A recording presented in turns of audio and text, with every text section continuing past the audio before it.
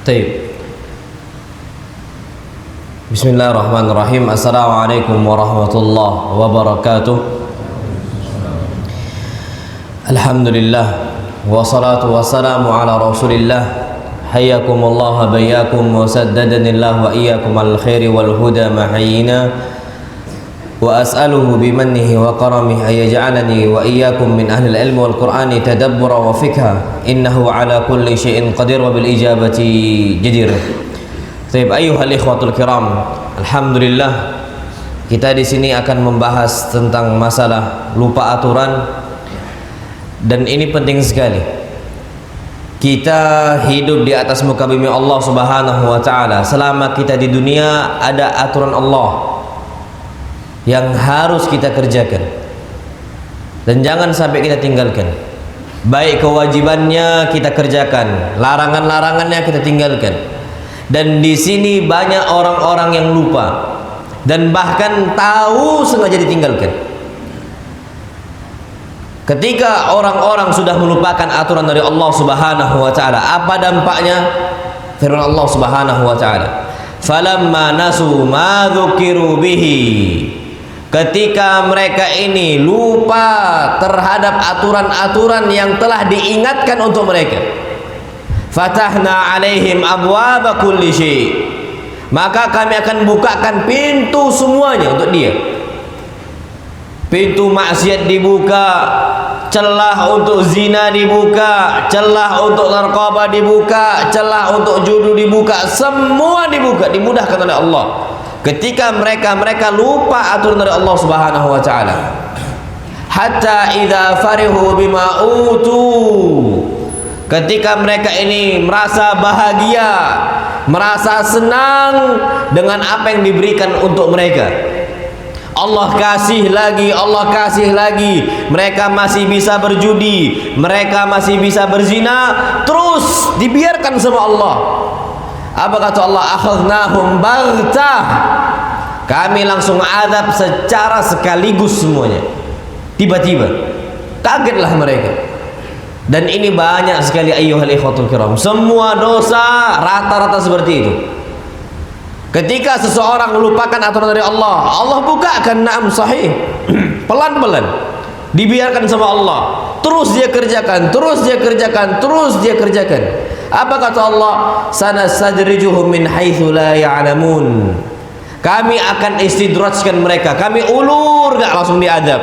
Enggak langsung kita ini merasakan dampak dosa-dosa kita. Wa numli lahum inna kaidi matin. Kami biarkan, ingat, tipu daya saya itu kuat sekali kata Allah SWT. Maka dari itu ayyuhal ikhwatul kiram, lihatlah kondisi seseorang itu merasakan nikmat ketika maksiat, itu memang diberikan oleh Allah. Berzina, tanyakan sama para pelacur, mereka semua mengatakan nikmat, tapi sesaat, dampaknya besar sekali. Allah Subhanahu wa taala tidak memberikan dampak itu sedikit, besar dan banyak. Makanya apa kata Ibn Mas'ud radhiyallahu taala anhu, rubba syahwati sa'atin, betapa banyak syahwat sesaat, merasakan nikmat sesaat. Nah, dosa itu syahwah sa'ah, nikmat sesaat. Tanyakan mereka minum khamar, apakah nikmat? Naam sahih nikmat. Sa'ah, tapi cuma sesaat. Zina, tanyakan mereka yang sudah berzina, na'udzubillah. Syahwah sesaat tapi apa kata beliau? Aurathat huznan tawila, dia akan mewariskan kesedihan yang berkepanjangan. Kadang-kadang kesedihan ini nggak bisa di stop, na'udzubillah. Mereka yang sudah berzina, ternyata akhadnahum baghtah, kami azab tiba-tiba, kami ulur, silahkan berzina. Sampai pada kasusnya mereka ini memiliki anak dari hasil perzinaan, habis. Azab Allah turun untuk mereka terus. Apa yang terjadi? La haula wala quwata illa billah. Ini terjadi loh Pak ya, di negara kita, di salah satu kampus Islam, katanya kampus Islam, katanya namanya memang seperti itu, tapi liberalis itu masuk, semua situ masuk, semua kelompok situ masuk. Tapi Tapi ala kulil kampusnya katanya kampus Islam. Taib. Mahasiswinya yang awalnya pakai jilbab pendek, tiba-tiba pakai jubah besar. Dikira kawan ini kawan ana yang cerita, yang kuliah di sana.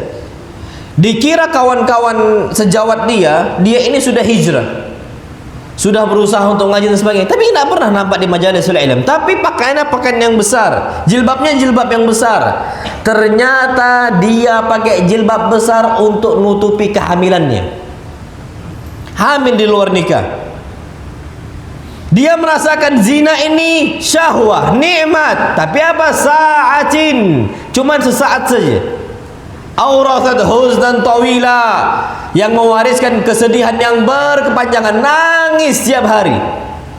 Dia nggak tahu nasib di kondisi di rahimnya bagaimana. Kalau kita orang-orang yang dia itu hamil karena pernikahan, dia akan bahagia ketika memiliki anak. Tapi akhadnahum baghtah, beda sama orang-orang yang melakukan dosa maksiat. Aslinya anak ini adalah rezeki, kenikmatan bagi kita, namun bagi mereka adalah azab. Tapi apa yang terjadi? Nangis setiap hari, sampai datanglah waktu dia melahirkan. Ternyata dia di kampusnya, dia sudah siapkan plastiknya. Dia ke kamar mandi, dia berusaha ke kamar mandi, orang-orang nggak tahu. Lahiran sendirian, na'udzubillah. Dan lahirannya di kamar mandi, tempatnya syaitan, markasnya syaitan. Antum kebayang nggak bagaimana azab Allah Subhanahu wa taala berkepanjangan untuk mereka? Di kamar mandi, ketika sudah lahiran, anaknya nangis. Bagaimana seorang ibu penyayang bisa beringas, bisa bengis sama anaknya sendiri, bahkan lebih bengis dibandingkan hewan-hewan yang menerkam, hewan-hewan buasnya, singanya. Singa punya anak, dia akan menyayangi anaknya. Masya Allah. Dan ini rahmat Allah Subhanahu wa taala. Apa kata Nabi kita Muhammad SAW? Inna lillahi mi'ata rahmah. Sesungguhnya Allah memiliki 100 rahmat. 99 ditahan oleh Allah, yang satunya Allah turunkan untuk muka bumi Allah Subhanahu wa taala, untuk semuanya. Gara-gara rahmat Allah ini yang satu tadi, apa kata beliau? Hewan buas pun bisa sayang sama anaknya. Buas dia. Tapi na'udzubillah, wanita-wanita pezina yang sudah lupa aturan dari Allah Subhanahu wa taala, dia rasakan syahwat sah, nikmat sesaat, tapi kesedihan yang berkepanjangan sampai bisa merubah jiwanya yang awalnya lembut jadi buas. Sampai apa yang terjadi? Dia hantukkan kepala anaknya yang nangis ke dinding, piar sekali, 2 kali, 3 kali, sampai nggak ada lagi suara tangisannya, dibungkus di plastik. Dan na'udzubillah, apa yang terjadi? Dia keluar dalam kondisi meninggalkan jejak. Udah masuk polisi, udah di penjara. Dan dia berusaha sebelum itu bagaimana dia mau menggugurkan anaknya. Nggak bisa. Azab dari Allah Subhanahu wa taala. Dia makan obat A, obat B, obat C, campuran A, campuran B, campuran C, nggak gugur-gugur kata kawan anak. Sampai kenapa? Sampai membuat dia ini sedih berkepanjangan. Apa yang terjadi? Laki-lakinya kabur, pergi, nggak mau bertanggung jawab. Dan ini terjadi banyak ayyuhal ikhwah di masyarakat kita. Kalau kita ini sudah bermaksiat, balik kepada Allah. Jangan sengaja untuk melupakan. Kenapa? Akhadnahum baghtah. Ketika kita lupa aturan Allah Subhanahu wa taala, kita akan diazab oleh Allah secara sekaligus, habis hidup kita, naudzubillah. Bahkan wanita ini kalau nggak dipenjara, dia berharap dia bunuh diri. Kalau dia nggak dipenjara, dia bunuh diri itu. Dan itu kondisi yang terjadi saat ini ayyuhal ikhwatul kiram. Maka dari itu, yang namanya maksiat ini, kenapa sampai banyak manusia ini lupa aturan dari Allah? Karena maksiat ini menggiurkan. Merasakan nikmat, iya, ada nikmatnya. Khamarnya, tanyakan mereka para pemabuk, kenapa mereka itu masih mabuk? Karena kata mereka nikmat. Ketika seseorang sudah merasakan bagaimana halusinasi, orang itu sudah ngefly katanya, itu dia merasakan nikmat, na'udzubillah.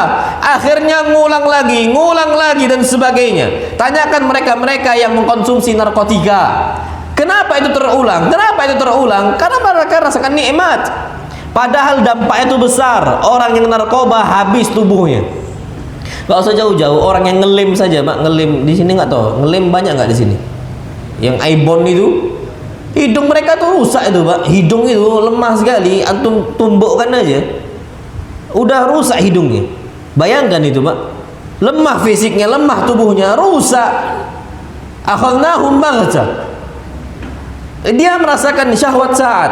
Taib ayyuhal ikhwatul kiram. Makanya Nabi katakan hati-hati setiap muslim. Betul, maksiat itu akan nampak nikmat tapi sesaat.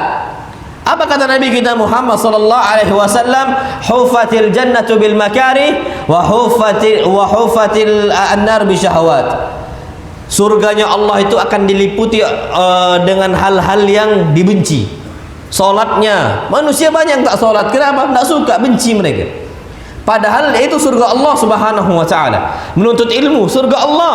Jalan yang paling mudah, akses yang paling mudah menuju surga Allah yang menuntut ilmu.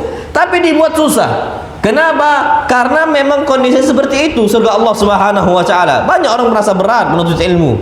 Duduk, paling tinggal duduk aja. Merasa capek, enggak mau.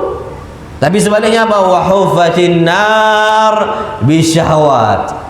Nerakanya Allah Subhanahu wa taala diliputi dengan syahwat, kenikmatan-kenikmatan. Masya Allah. Sampai yang lebih parahnya lagi, ya Allahu Akbar. Antum tahu judi? Sekarang lagi rame judi apa? Online, judol. Judi online. Ana ndak masuk di kepala ana loh, Pak. Orang main judi bisa ketagihan, kalah pula, sampai bangkrut dia, hilang duit ratusan juta, puluhan juta gara-gara judi online. Padahal kalah, masih mending menang. Nggak mending juga, tapi nggak ada mending-mendingnya. Orang kapan judi menang dia akan ngulangi lagi. Ini udahlah kalah masih main. Ada nggak yang kayak gitu? Ada, Pak. Anda cerita sama antum, salah satu ada ini, salah satu ikhwah dari DKM masjid di tempat kami lah ada. Dia dulu lulusan pondok, jadi DKM masjid, jadi bagian istilah bagian DKM lah, salah satu DKM masjid. Dia ini masya Allah, na'udzubillah thumma na'udzubillah, punya hutang sama ikhwah A, ikhwah B, ikhwah C, ikhwah D, sampai total tuh ratusan juta. Antum tahu apa sebab? Judi online. Ratusan juta loh, Pak. Ini sampai banyak ikhwah ngeluh sama anak, Ustaz, apa solusinya bagi kami ini? Kami udah tagih. Nanti Syekh, kata dia, nanti Syekh, ditunda-tunda. Ana bilang, "Naam, Pak. Nanti insya Allah anak khutbah Jumat ana akan bahas tentang masalah hutang." Ana bahas di situ, bahas masalah hutang. Langsung dia ini hubungin ikhwah tadi, afwan insya Allah nanti ana akan bayar, Tapi tadi cuman janji saja. Kenapa? Sebabnya jadi online bisa hilang sampai puluhan juta, bahkan ini kasus ratusan juta loh ya. Udah ngaji, walaupun dari pondoknya bukan pondok sunnah gitu ya, dia nih ya pondok tradisional lah ala kulli hal, dan dia kenal sunnah ini cuman sekedarnya saja, bukan orang yang mendalam nian, tapi dia DKM. Ternyata bisa sampai seperti itu. Dan ketika bayar nggak bisa, sengaja oleh Allah Subhanahu wa taala, akhadnahum mauta, kami azab sekaligus. Dia sulit untuk keluar dari kondisi itu. Kayak mana cara keluar hutang 100 juta? Kalau seandainya 100 juta satu pintu masih enak. Ini 100 juta dari puluhan pintu. Semua puluhan pintu ini minta sama dia. Fulan minta, fulan lagi, fulan lagi, fulan lagi, fulan lagi. Kenapa seseorang bisa terlalu jauh terhadap maksiatnya, terus mendalam maksiatnya, terus mendalam? Na'udzubillah. Ini karena firman Allah Subhanahu wa taala yang mengindahkan itu siapa? Syaitan. Apa kata Allah Subhanahu wa taala? Wa zayyana lahumus syaitanu a'malahum. Mereka ini dihiasi amal-amal mereka, perbuatan-perbuatan mereka yang jelek, maksiat-maksiat mereka oleh syaitan. Dihiasi nikmat. Padahal itu apa? Sudah Allah tunggu. Kapan masanya ini hamba nggak balik, kami akan azab mereka. Maka dari itu ayyuhal ikhwatul kiram, kita perlu tahu bahwasanya yang namanya kondisi maksiat itu ada dampaknya, dan dampaknya itu berkepanjangan. Maksiat, hati-hati antum, jangan lupa dari aturan Allah. Taib. Antum ambil pelajaran ya, pelajaran Pak. Dan kisah ini Allah abadikan dalam Al-Quran. Kalau orang udah lupa aturan dari Allah, dampak dari maksiatnya akan berkepanjangan, bahkan bisa abadi di dunia. Apa contoh kasus? Aturan ada pertama kali untuk manusia adalah bapak kita, Nabi kita Adam alaihi salam. Apa aturan yang Allah kasih untuk Nabi Adam? Silahkan makan seluruh apa yang ada di surga, halal, kecuali satu apa? Satu buah. Apa itu? Kata syaitan al-khuld, buah kekekalan. Kalau seandainya engkau makan wahai Adam, engkau akan kekal berkepanjangan di surga Allah. Padahal itu diharamkan oleh Allah Subhanahu wa taala. Diharamkan. Semuanya halal. Silahkan makan buah A, buah B, daging A, daging B, halal di surga. Yang Allah haramkan cuma satu. Dari semua yang Allah halalkan, yang Allah haramkan cuma satu, Masya Allah. Dimakan sama siapa? Adam alaihi salam.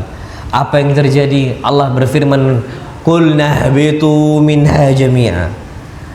Wahai Adam, wahai Hawa, turunlah engkau dari surga saya, Masya Allah. Semuanya bersama iblis, Masya Allah. Apakah Nabi Adam dinaikkan lagi oleh Allah ke surga? Oh enggak. Sampai anak keturunan Adam, sampai kita hari kiamat akan terus di dunia, di atas muka bumi Allah Subhanahu wa taala. Allah nggak akan mengembalikan kita ke surganya sampai datang hari kiamat. Dampaknya besar, padahal satu buah saja Allah haramkan, dampaknya berkepanjangan. Makanya kalau seandainya ada orang nyalon ngasih antum sembako, antum merasa aman? Satu buah aja turun dari surga. Buah berapa harga satu buah pir di sini? Satu buah apel tak ada harganya kan? Ada harganya tuh kalau dijual setengah kilo mungkin kan? Atau 250 gram mungkin, anda tidak tahu. Tapi ada yang jual satu buah? Ya mungkin ada, tapi berapa harganya?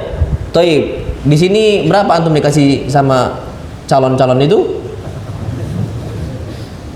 Antum merasa aman? Antum tahu Pak dampaknya berkepanjangan, wallahil azim. Antum makan hasil dari tadi, riswah tadi. Apa kata Nabi kita Muhammad SAW? Ma nabata lahmun min suhtin, tidaklah ada daging, sekerat daging tumbuh sedikit saja, sedikit. 1 gramnya naik berat badan antum, 1 gram naik berat badan antum gara-gara harta haram.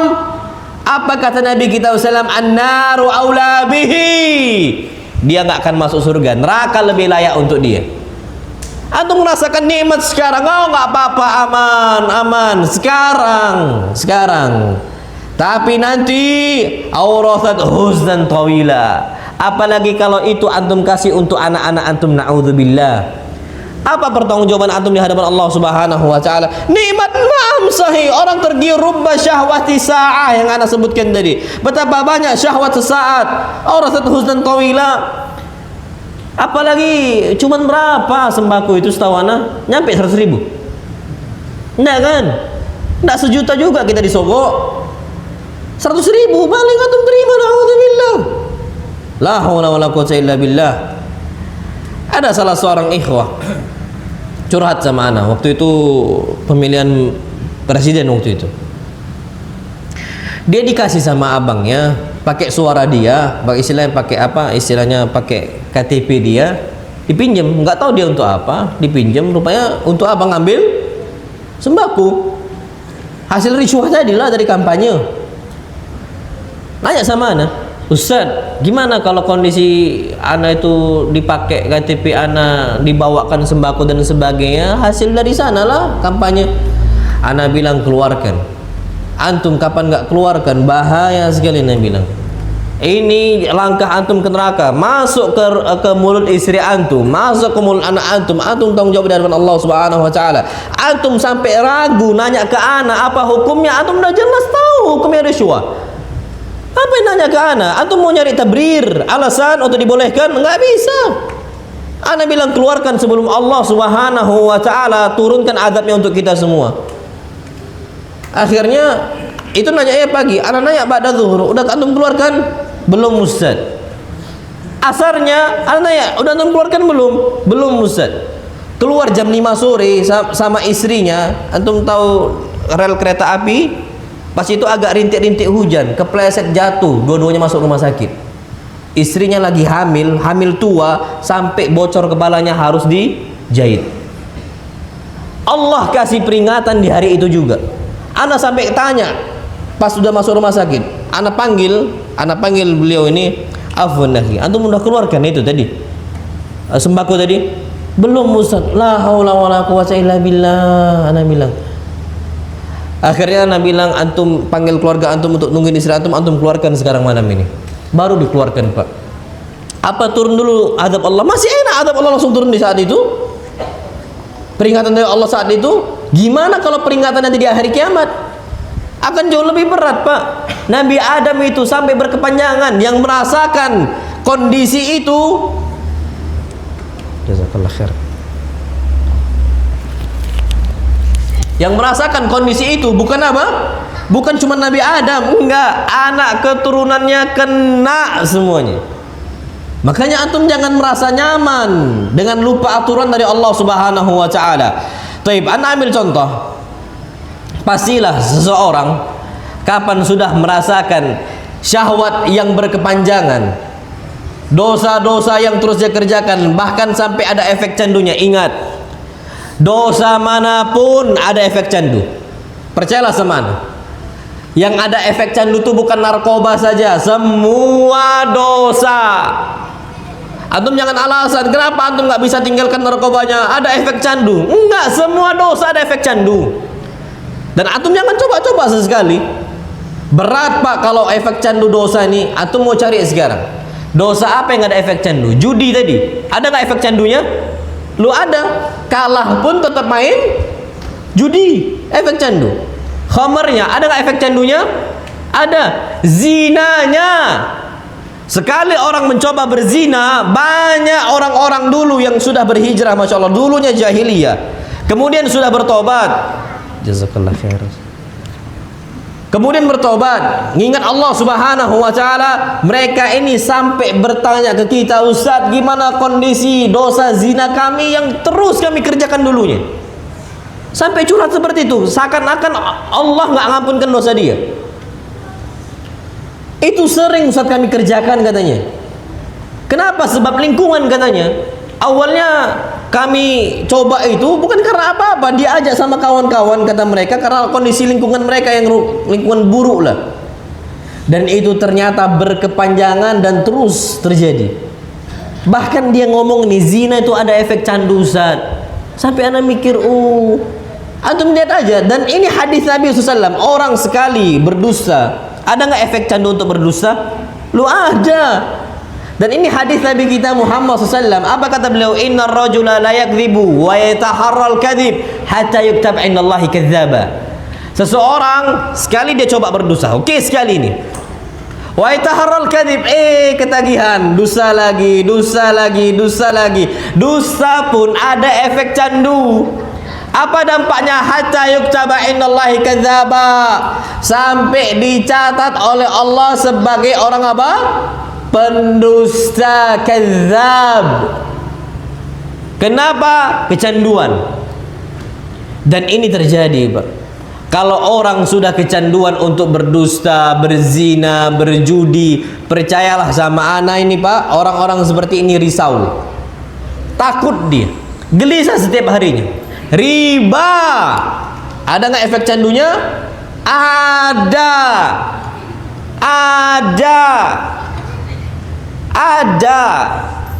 Dan ketika seseorang udah bermuamalah dengan muamalah riba, biasanya dia akan risau. Bukan biasanya, setahu ana semua orang yang dia itu bertransaksi dengan transaksi riba, rata-rata hidupnya risau, gelisah dia.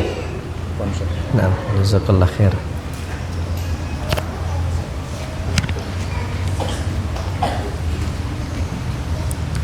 Rata-rata hidupnya apa?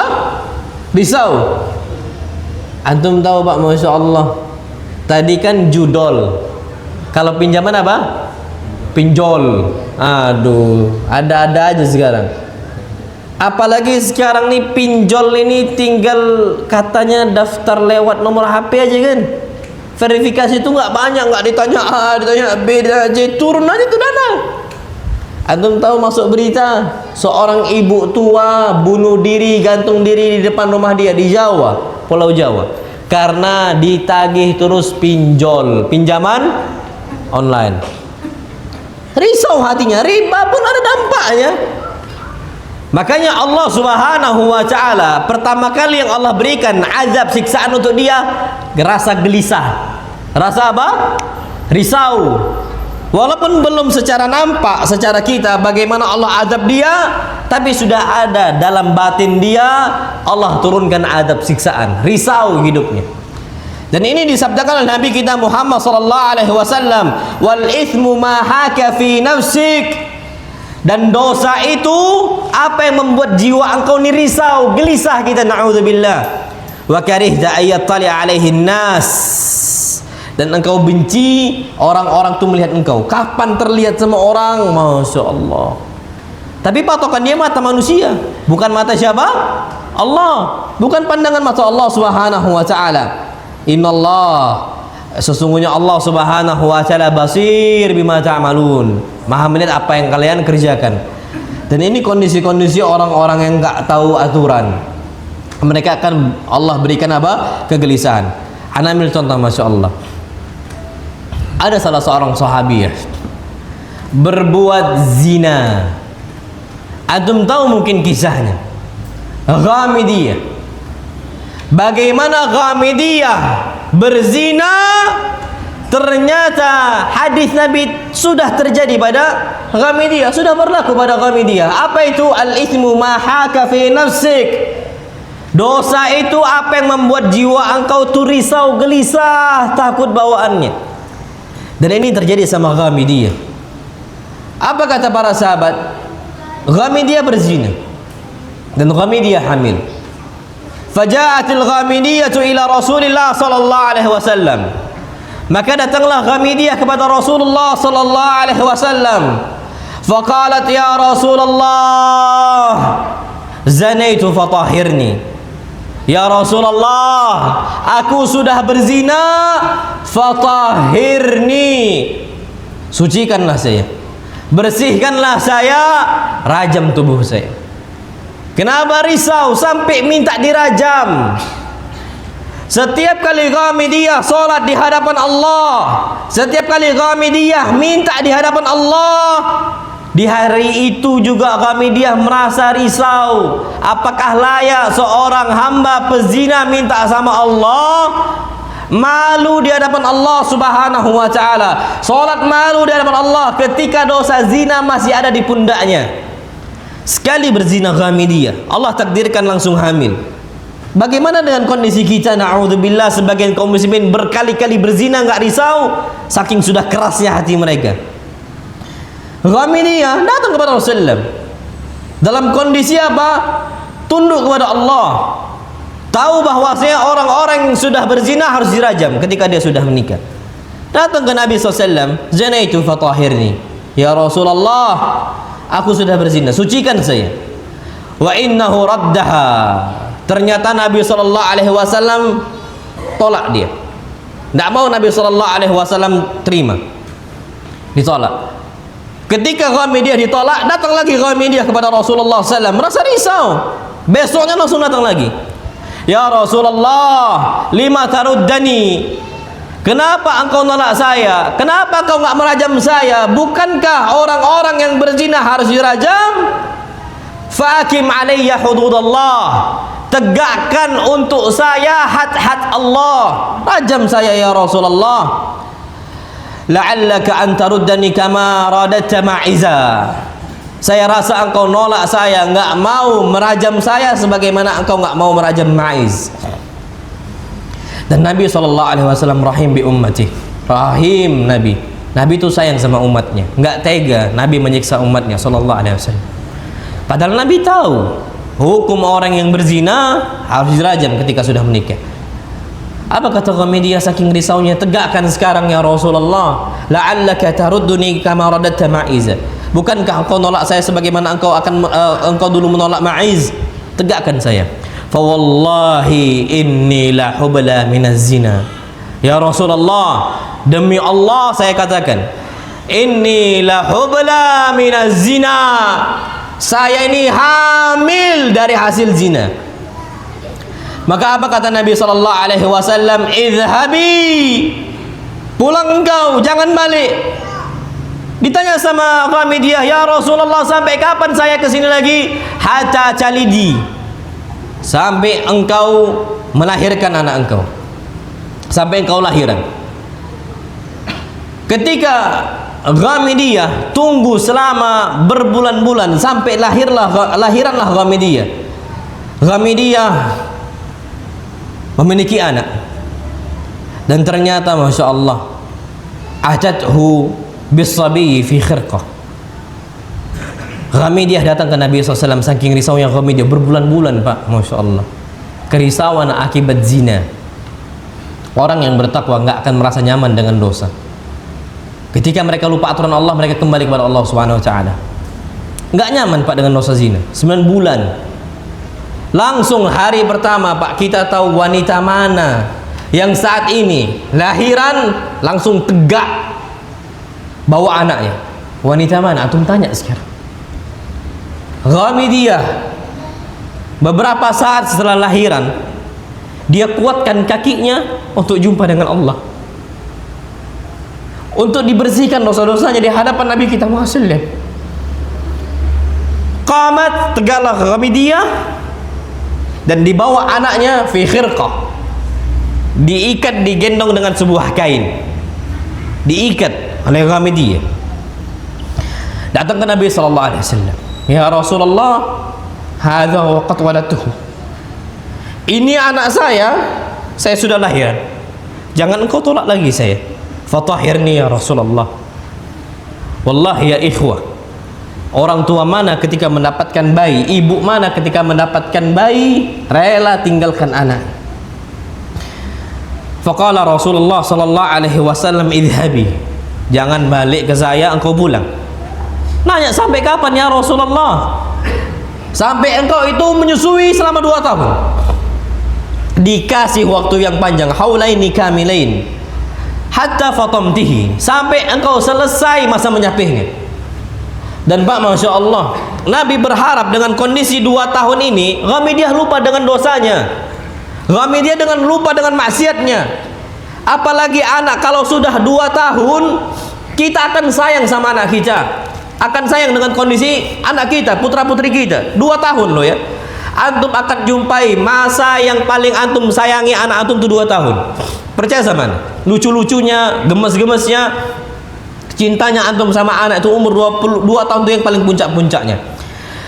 Ketika sudah masa 2 tahun, sudah disusui oleh Ghamidiyah, waqad akalat ta'am, dan dia sudah makan, maka apa? Ghamidiyah pun langsung membawa bayinya, diletakkan kisratu khubz, potongan roti di tangannya anaknya. Dalam kondisi Ghamidiyah nangis,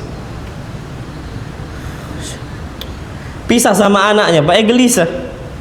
Kegelisahan ketika pisah sama anak kalah daripada apa? Gelisahnya dia di hadapan Allah. Rela dia tinggalkan anaknya karena gelisah di hadapan Allah Subhanahu wa taala. Jangan merasa aman, Pak, dari dosa.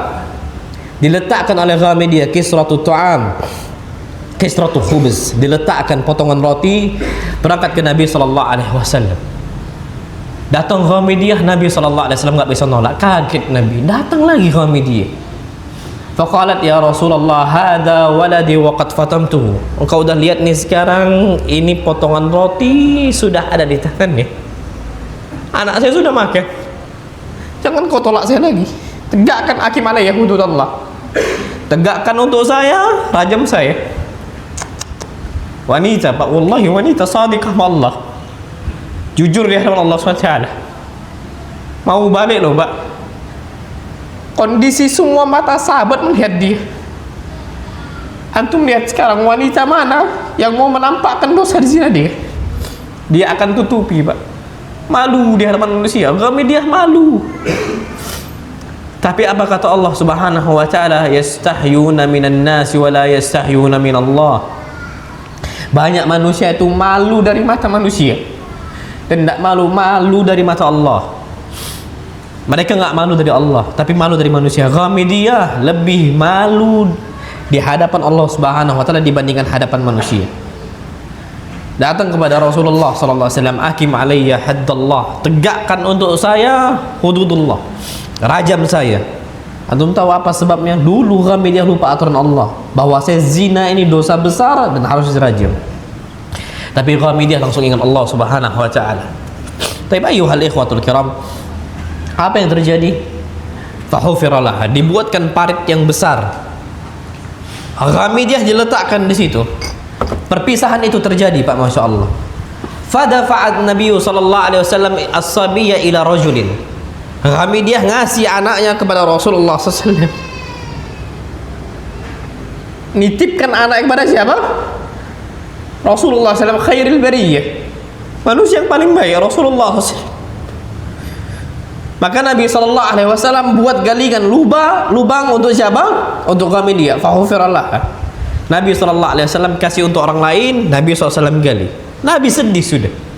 Nabi tahu kasihan sama anaknya. Ingat Pak, Nabi SAW rahim bi ummati.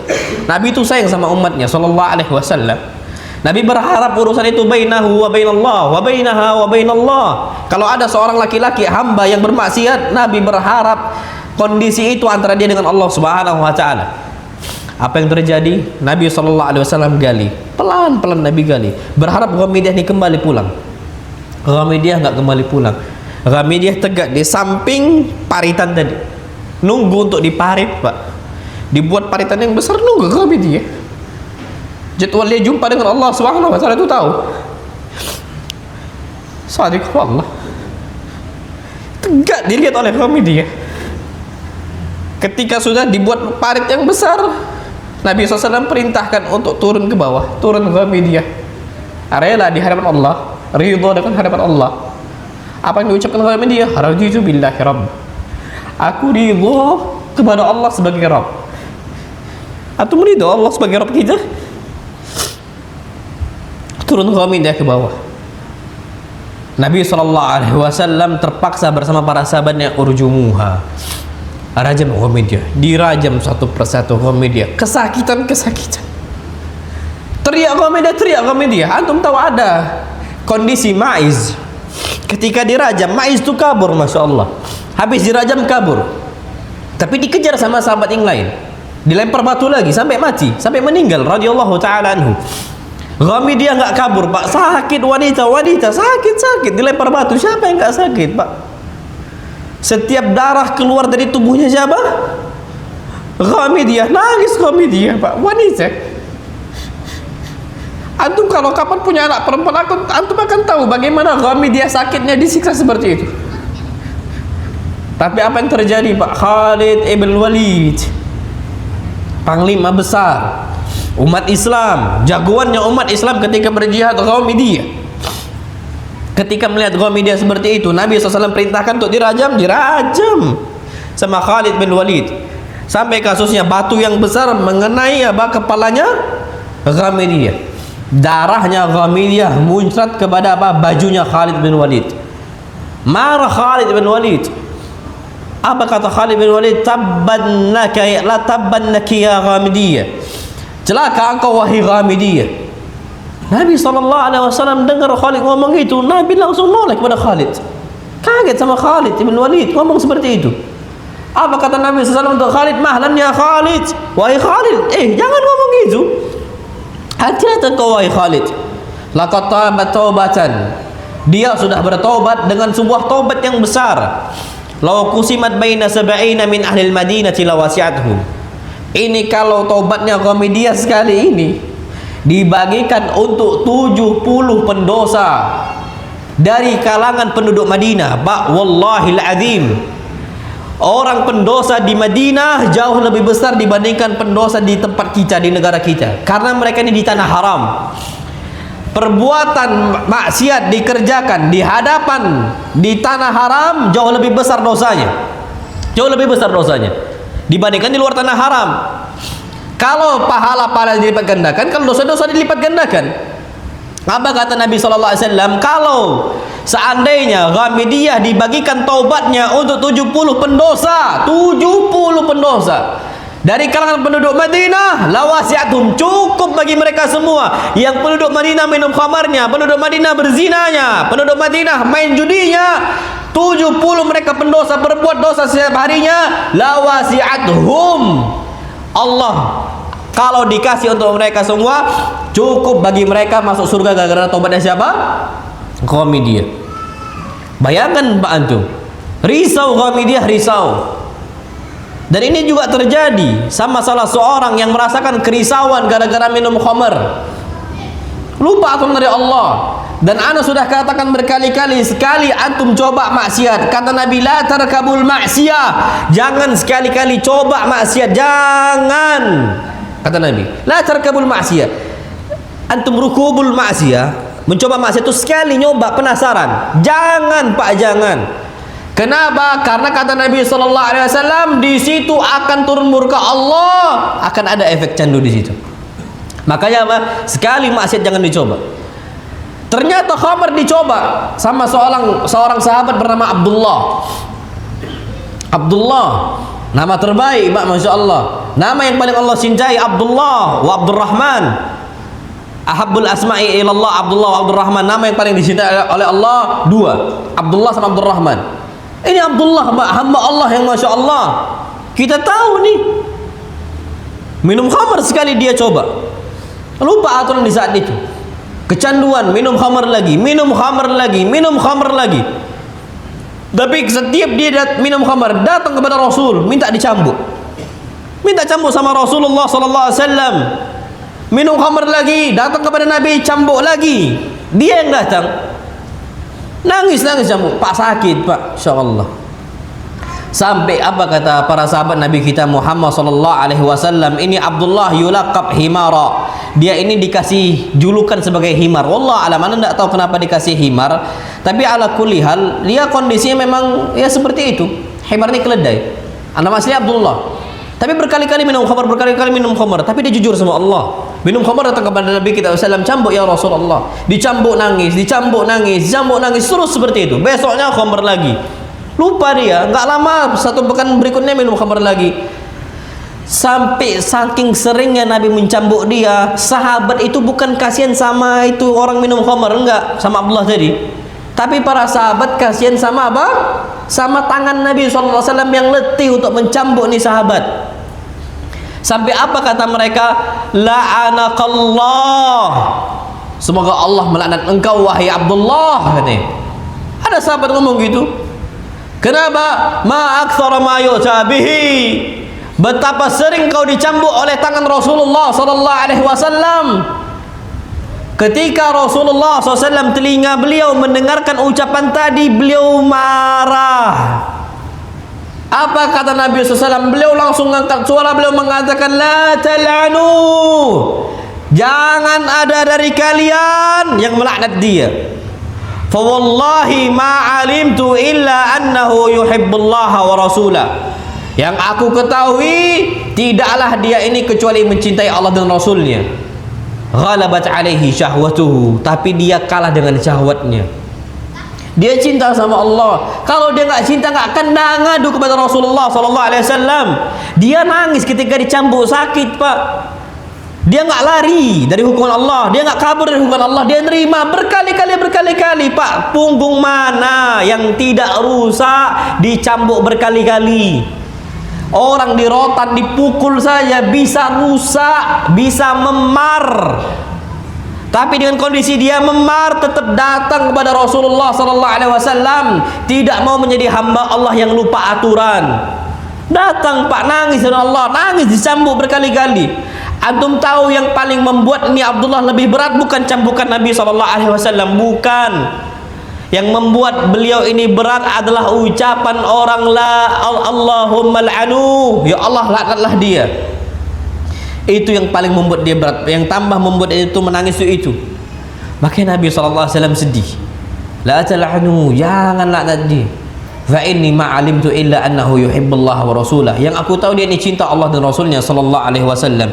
Maka dari itu ayyuhal ikhwatul kiram, antum perhatikanlah, ingat lagi kembali bahwa kita ini ada aturan dari Allah Subhanahu wa taala. Jangan sampai kita meleset, jangan sampai kita ini lalai. Kalau sudah kita lalai, kembali kepada Allah. Kapan Allah sudah benci, Allah enggak akan muliakan kita. Allah akan terus hinakan kita. Allah nggak akan angkat derajat kita di mata manusia, di matanya para malaikat, dan hatta di depan, di hadapan Allah Subhanahu wa taala. Apa kata Allah? May yuhinillah fama lahu min mukrim. Orang yang sudah Allah hinakan, tidak akan lagi ada yang mampu mengangkat derajat dia. Akan terus hina dina abadi. Masya Allah. Kalau Allah sudah benci lo ya, kalau Allah sudah apa? Benci, tidak mau bertobat, tidak cepat bertobat kepada Allah Subhanahu wa taala. Orang dihinakan oleh Allah ketika dia rajin bermaksiat.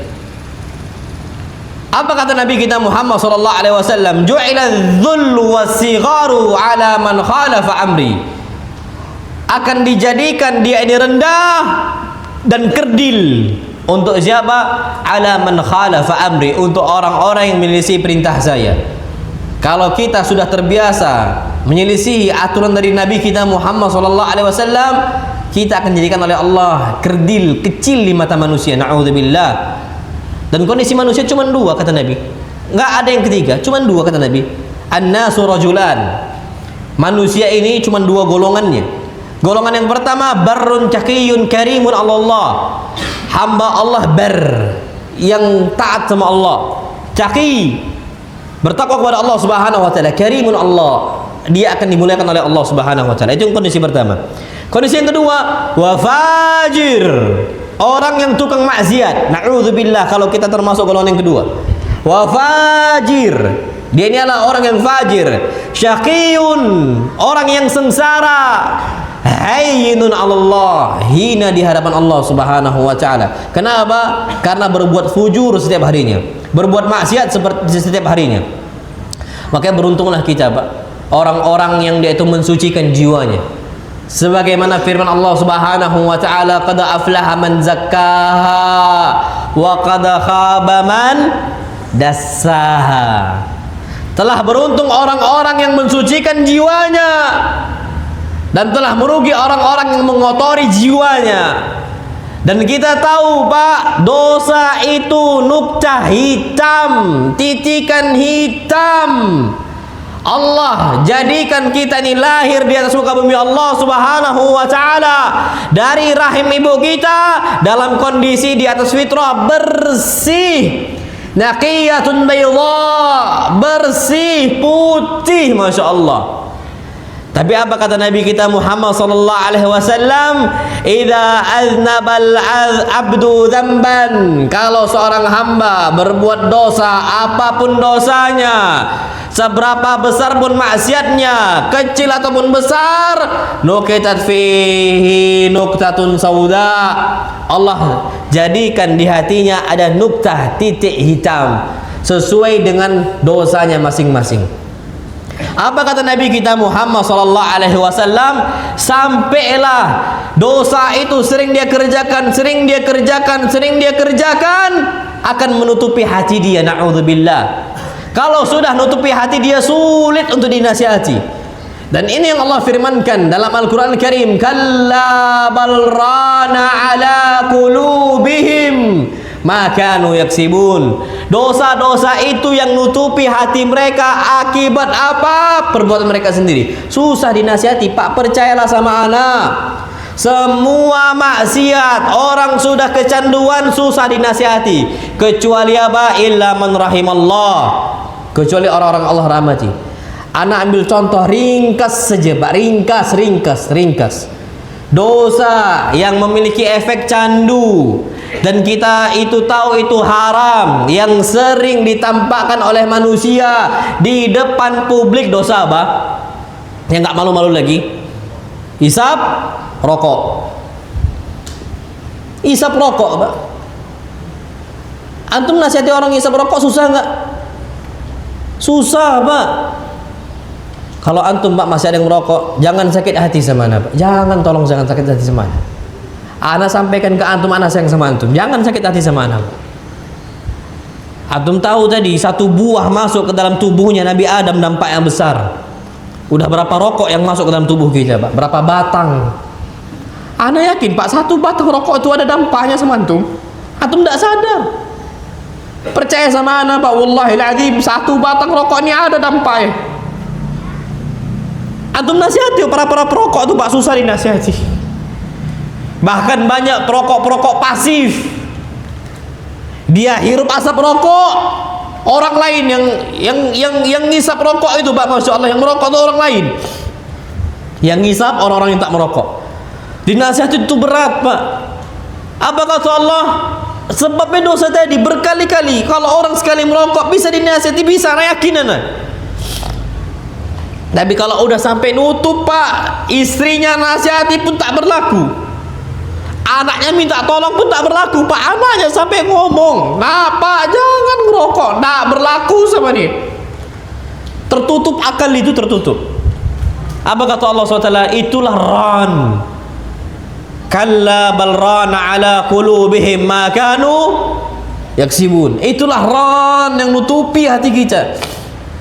Sampai akal kita hilang, Mbak. Orang kapan bersih hatinya, dia nggak akan milih rokok. Anda ambil contoh. Dulu Nabi kita Muhammad sallallahu alaihi wasallam masih kecil, Pak. Fitrah Nabi itu lurus dari kecil sampai besarnya. Nabi sallallahu alaihi wasallam dikasih pilihan. Dulu masih kecil Nabi. Di kabilahnya Bani Sa'ad ketika Nabi disusui, masih di bawah 2 tahun. Nabi sallallahu alaihi wasallam dikasih pilihan oleh malaikat Jibril. Satu susu, satu apa? Susu, satu lagi apa? Khamr. Masya Allah. Wahai Muhammad, pilih salah satunya. Susu atau khamr? Nabi pilih apa? Susu. Apa kata Jibril? Law ikhtartal khamra laghwat ummatuk. Wahai Muhammad, kalau engkau milih khamar, umat engkau akan menyimpang, akan sesat mereka. Kenapa? Pimpinannya aja nggak bijak, hilang akalnya. Kalau milih apa? Khamar. Nabi pilih susu. Sekarang tanyakan para perokok, Pak, kasih beras, kasih rokok, pilih mana? Pilih mana mereka? Pilih rokok. Dan ini kasihkan ke istri-istri mereka. Bu, pilih rokok, pilih beras. Istri mereka akan milih apa? Beras. Kenapa? Masih lurus, Pak. Itu saking sudah Allah tutupi hati para perokok, Pak. Afwanin, Pak, afwanin. Ana sampaikan sekarang, Pak, memang sayang ana sama antum. Udah, gitu aja, Pak. Ana muslim, antum muslim. Antum mau masuk surga, ana juga mau masuk surga. Kita sama-sama masuk surga, Pak. Bu, kapan lagi antum masih merokok, Pak? Antum akan berkilah, hukumnya kan makruh, Ustaz. Makruh zaman dulu, belum ada penelitian. Zaman dulu belum ada mikroskop, belum ada penelitian penyakitnya apa yang ditimbulkan, belum ada. Kan tatawwar zaman, zaman ini kan semakin berkembang. Dulu ditulis rokok dapat menyebabkan serangan jantung, terus kanker, terus impotensi, terus gangguan kehamilan. Apalagi yang perokok ini apa, insyaallah. Yang bawah itu kan ada kan. Sekarang tatawwar zaman, zaman ini semakin berkembang penelitian. Sekarang sepakat semua para dokter, apa tulisannya? Rokok membunuhmu. Naik lagi, para rokok membunuhmu. Udah naik ini, rokok membunuhmu. Dulu ulama khilaf, iya, karena dokter juga masih khilaf. Sekarang dokter ijma' itu masih khilaf. Dokter semua ijma', hatta dokter, ada anak punya sahib dokter, Pak, masya Allah, masih kondisinya kena istilah kecanduan rokok itu masih. Anda nanya, dok, antum di ilmu medis antum itu rokok itu sebenarnya membahayakan nggak? Membahayakan sekali, Ustaz. Beliau ngomong gitu. Loh, kalau membahayakan sekali kenapa tuh nggak tinggalkan? Itulah masalahnya anak, Ustaz. Belum bisa. Sekarang beliau nggak ngerokok lagi, Pak. Baru-baru ini nggak ngerokok lagi. Anak tanya sama dokter yang lain, dok, Afwan, dokter fulan masih ngerokok? Enggak lagi Ustaz. Masya Allah. Kenapa? Anaknya sakit batuk-batuk. Masuk rumah sakit lama Pak. Dicek di ronsen itu ada macam kotoran di mana? Di parunya. Bayangkan antum itu. Ini kemarin kami makan di danau mana? Sumedang. Kami makan danau Sumedang bersama ikhwah-ikhwah, Masya Allah. Ada satu ngerokok Pak, asapnya ke kami. Asapnya ke kami. Sampai kami gini-gini sekali, dia tahu itu masih ngerokok. Diisapnya pula lagi. Tambah besar Pak. Waktu itu kan mau hujan berangin. Anginnya keras Pak, berhembus. Makin kenceng ke kami. Masya Allah. Bukannya dia buang rokoknya, kami yang pindah Pak tempat. Kebayangan tuh kerasnya hati mereka. Itulah Pak, percaya sama ana Pak. Usahakan bismillah. Caranya gimana atau mau tinggalkan ini Pak, maksiat ini? Caranya ada Pak. Minta tolong sama siapa? Allah. Hati antum di tangan Allah Subhanahu wa taala. Antum minta, ya Allah. Ada salah seorang sahabat syahwatnya besar. Terus minta izin kepada Nabi agar dibolehkan berzina. Minta berzina, minta berzina, minta berzina. Apa kata dia? Ya Rasulullah, idzan li bizina. Ya Rasulullah, izinkan saya untuk berzina ya Rasulullah. Syahwatnya besar. Apa kata Nabi SAW? Nabi pakai logika saja. Atarallahu libnatik, engkau mau putri engkau dizinai? Gitu saja.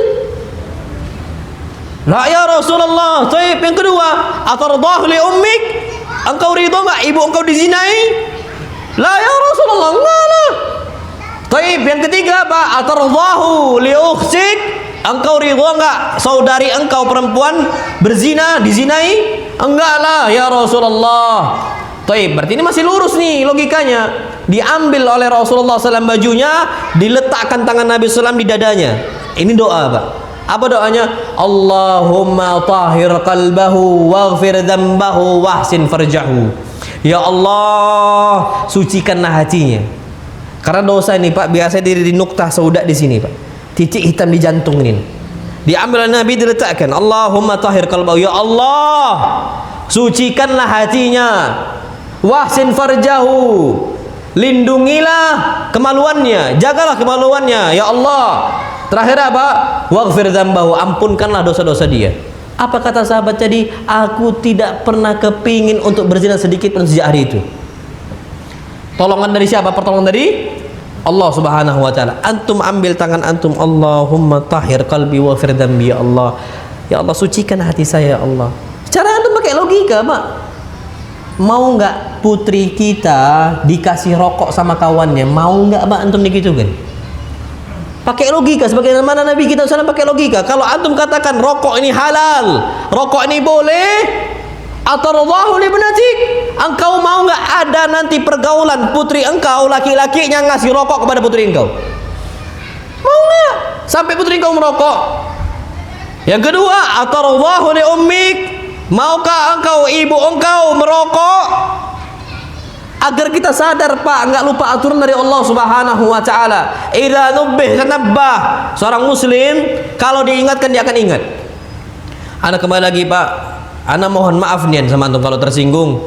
Tapi ini Pak, umur kita sedikit, tidak panjang Pak. Kalau Nabi Adam bisa sampai hancur kondisinya selama-lamanya, sampai awalnya kenikmatan itu di surga, Allah turunkan di mana? Di dunia. Masya Allah, kenikmatan itu hilang Pak, hancur di surga Allah Subhanahu wa taala untuk Nabi Adam. Allah tiadakan, Allah turunkan. Apalagi kita Pak. Udah berapa batang itu? Dan setiap batang akan bersaksi di hadapan Allah Subhanahu wa taala. Setiap batang akan bersaksi di hadapan Allah. Mereka akan gugat kita, Pak. Mereka enggak lupa. Dan bibir kita akan bersaksi pada Allah pada hari kiamat. Bibir kita. Dan ini terhitung, dia akan mengatakan sekian kali, ya Allah fulan merokok. Perhatikanlah sama mana, bibir ini akan bersaksi pada hari kiamat Pak. Kulit-kulit kita, kulit bibir, kulit hidung, kulit, semua kulit Pak, kulit kepala, kulit tangan akan bersaksi pada hari kiamat. Apa kata Allah Subhanahu wa taala? Ketika itu kulit-kulit akan bersaksi pada hari kiamat. Kita akan mengatakan qalu lima syahidtum alaina. Kenapa engkau wahai kulit-kulit bersaksi untuk kami? Qalu antaqanallahu alladzi antaqa kulli syai. Kami ini dipaksa untuk berbicara di hadapan Allah. Kami nggak bisa sembunyikan. Kulit aja takut di hadapan Allah Subhanahu wa taala. Mulut kita Pak dikunci, tapi kulitnya akan berbicara pada hari kiamat. Ini sudah tersentuh berapa kali dengan barang haram, narkotikanya, semuanya, khamr dan sebagainya, naudzubillah, akan bersaksi pada hari kiamat. Dan tanah ini Pak nggak ridho antum bermaksiat.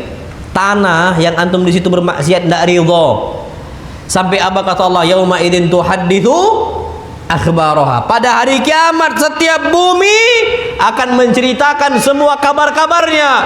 Nggak ditutup-tutupi, semuanya. Catatan amal ada, bibir, kulit bibir itu akan bersaksi, kulit tangan akan bersaksi, kulit kaki akan bersaksi, bumi juga bersaksi. Tidak akan lagi ada bagi kita hujah untuk mengelak di hadapan Allah Subhanahu wa taala. Maka tadi itu ayyuhal ikhwatul kiram, jangan berpaling dari Allah. Jangan berpaling dari Allah. Hidup antum akan susah. Percayalah sama Allah. Percayalah sama Anda. Kembali kepada Allah Subhanahu wa taala. Mudah-mudahan hidup antum akan dimudahkan oleh Allah Subhanahu wa taala. Terakhir Pak, jangan sampai antum jadikan hati antum kalkuzi mujakhiyah. Antum tahu panci?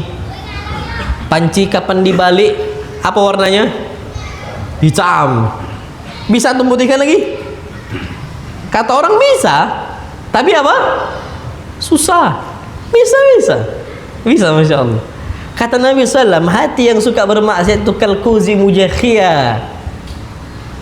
Itu seperti panci yang dibalik, Masya Allah. Dan panci yang dibalik ini Pak harus ada effort lebih. Antum butuh tenaga, antum butuh dana, antum bawa kemana, butuh alat canggih dan sebagainya. Antum pakai sikat Pak 100 tahun mungkin tetap akan ada hitamnya. Ada alat yang khusus Pak, berat, tapi bisa putih, bisa. Itu kata Nabi, hati manusia kapan sudah sering bermaksiat kalkuzi mujakhiyah, yang dibalikkan Pak, Masya Allah. Itu kata Nabi SAW, la ya'rifu ma'rufan wa la yunkiru munkara. Kapan yang baik dia nggak anggap baik, dia akan anggap buruk. Itu benci sama orang berbuat baik, benci sama orang soleh. Banyak nggak gitu? Banyak. Allah, orang kapan sering bermaksiat dia akan benci sama orang soleh. La ya'rifu ma'rufa, dia nggak nganggap yang baik itu baik, benci sama orang baik. Kebalikannya, wala yunkiru munkara, yang mungkar nggak dianggap yang mungkar, kawan dia. Itu kalau hati sudah apa? Bermaksiat. Allah macam apa? Macam Allah jadikan seperti panci yang dibalik. Itulah yang Allah firmankan, ulaikal ladzina taba'allahu ala qulubihim. Itulah orang-orang yang Allah tutup hati mereka. Wa sam'ihim, Allah tutup apa? Telinga mereka. Nggak ngambil pelajaran dari hatinya, nggak ngambil pelajaran dari telinganya. Nasihat tuh mental sama dia, masuk telinga kanan, keluar telinga bukan kiri, kanan lagi. Kalau kiri masih ada yang nyangkut, ini masuk telinga kanan, keluar telinga kanan, mental lagi Pak, Masya Allah. Nggak ada yang masuk, ditolak dia mentah-mentah. Wa absarihim, dan mereka ini Allah tutup matanya, Allah kunci mata, nggak ngambil pelajaran. Fulan meninggal, Alan meninggal, Fulan meninggal, Alan meninggal, nggak berpengaruh sama dia Pak, nggak berpengaruh, nggak akan berpengaruh sama dia. Itu kalau Allah sudah tutup hatinya, Allah sudah matikan. Anak takut Pak, naudzubillah, jangan sampai hati kita dimatikan oleh Allah. Kalau sakit, fi qulubihim marad, di hati mereka ada penyakit, itu bisa disembuhkan. Tapi kalau sudah mati, apa kondisinya? Jasadun mila arwah, ada jasadnya, seakan-akan nggak ada ruhnya. Ada jasadnya. Kalau istilahnya itu mayat berjalan. Apa? Mayat berjalan. Hati mereka sudah ditutup oleh Allah Subhanahu wa taala. Ulaika humul ghafilun, dan mereka adalah orang-orang yang apa? Ghafilun. Orang-orang yang lalai dari Allah Subhanahu wa taala. Saya wallahu alam bisawab. Ini yang dapat Anda sampaikan. Sampai jam berapa kita? Jam 6 ya?